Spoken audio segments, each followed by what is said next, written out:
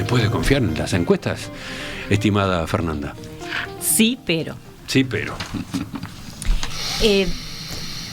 A mí, para poder contestar esta pregunta, yo creo que tenemos que ubicar a las encuestas en lo que son, en lo que pueden hacer y en lo que no pueden hacer. Y para eso me gustaría decir unas cosas sobre lo que yo creo son y no son las encuestas, qué pasa con las encuestas hacia las internas en Uruguay y qué pasa con la comunicación respecto de los resultados de las internas, porque creo que es en algún punto en la interrelación de estas tres cosas donde se arma el lío con las encuestas. Primero, las encuestas son una foto, no son un pronóstico.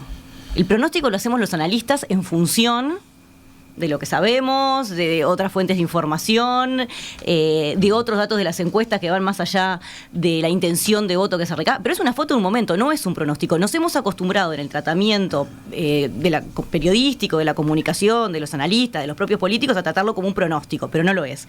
Porque además las encuestas relevan intenciones. En este caso, es intención de voto, no relevan el comportamiento. El comportamiento es el que pasa el día de la elección.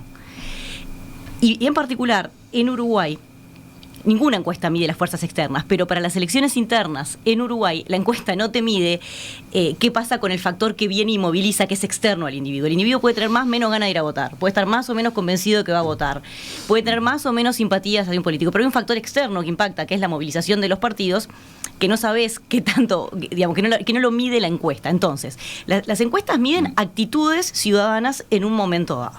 Eso es lo primero. Eso vale para toda encuesta, desde qué jabón vas a comprar o cuántas bebidas colas te tomarías, hasta cualquier otra cosa que digamos, releva intenciones y no necesariamente comportamientos. Las encuestas también relevan comportamientos pasados. De hecho, el voto pasado es una de las variables que se toma para ajustar qué tan cerca le están dando las encuestas en las predicciones o en la pretendida predicción.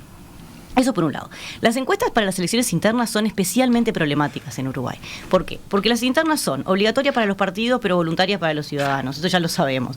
Son simultáneas para todos los partidos y son con voto a padrón abierto. Es decir, cualquiera puede votar en la interna de cualquier partido. No tenés que estar afiliado, no tenés que tener simpatía, no nada.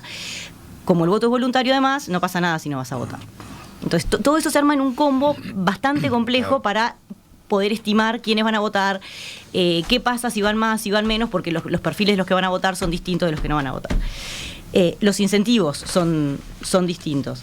De hecho, las propias encuestas o la publicación de los resultados de las encuestas cambia la estructura de los incentivos. Las internas más competitivas suelen ser más atractivas para los votantes. Entonces, Walter Lippmann, uno de los grandes estudiosos de la opinión pública, decía, bueno, uno de los cambios más importantes en la opinión pública fue la emergencia del concepto de opinión pública, porque hoy sabemos lo que piensa la mayoría de los ciudadanos y eso puede impactar el modo en que nos vinculamos con ciertos temas o en que actuamos.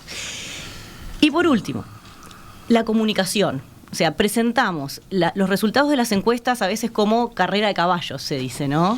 Y en esto me parece que somos todos más o menos culpables. Me parece que no es un tema de los periodistas, creo que es un tema de los analistas. Es difícil transmitir a veces en poco tiempo o en un titular o en un minuto la complejidad de lo que hay atrás y todas las cualificaciones y todos los paraguas o sombrillas o gazebos o carpas que hay que abrir para tratar de entender esto.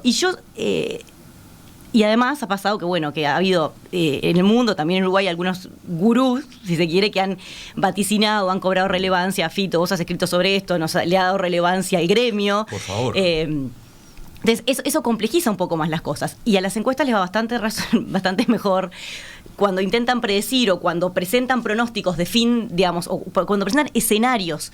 El último escenario para elecciones obligatorias que para elecciones de voto voluntario. Y mucho mejor aún cuando hay dos opciones que cuando hay más opciones en juego. Y eso tiene que ver con la estadística que hay atrás.